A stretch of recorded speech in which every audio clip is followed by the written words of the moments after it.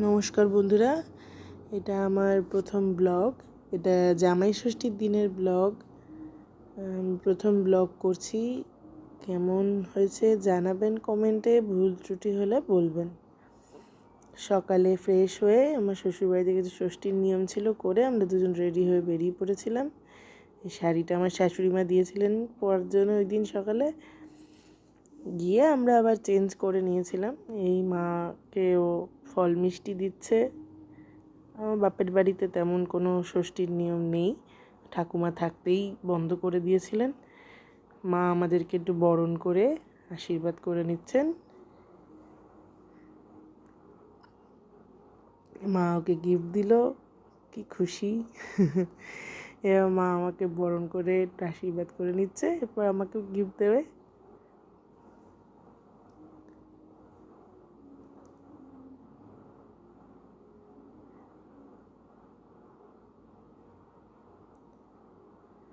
আমাকে মা দুটো লিপস্টিক, একটা নেল পালিশ দিয়েছিল।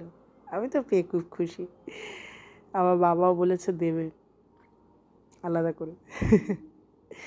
এটা আমাদের ব্রেকফাস্ট তো না, করেছিলাম 12:30 একটা লুচি, ছোলার ডাল, দই, মিষ্টি, ফল।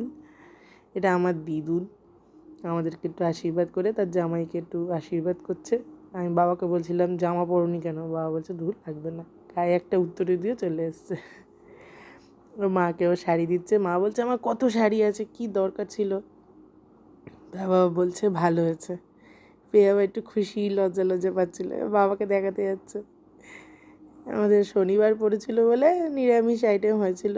সয়াবিন, পনির, আলু দিয়ে বিরিয়ানি হয়েছিল, পনিরের চাপ হয়েছিল, 5 রকম ভাজা, 5 রকম মিষ্টি, দই, চাটনি, পাঁপড়।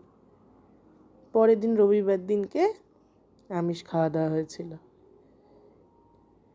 পোলাও, মাছের মাথা, ভাজা, ইলিশ মাছ, মটন, চাটনি, পাঁপড়, দই, মিষ্টি, ওগুলো রবিবার হয়েছিল।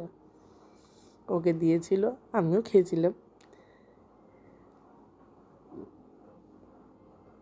এটা আমার প্রথম ব্লগ, ছোট্ট করে করলাম। কেমন লাগলো আমাকে জানাবেন। ভালো লাগলে একটা লাইক, শেয়ার, কমেন্ট করবেন। চ্যানেলটা একটু সাবস্ক্রাইব করে দেবেন।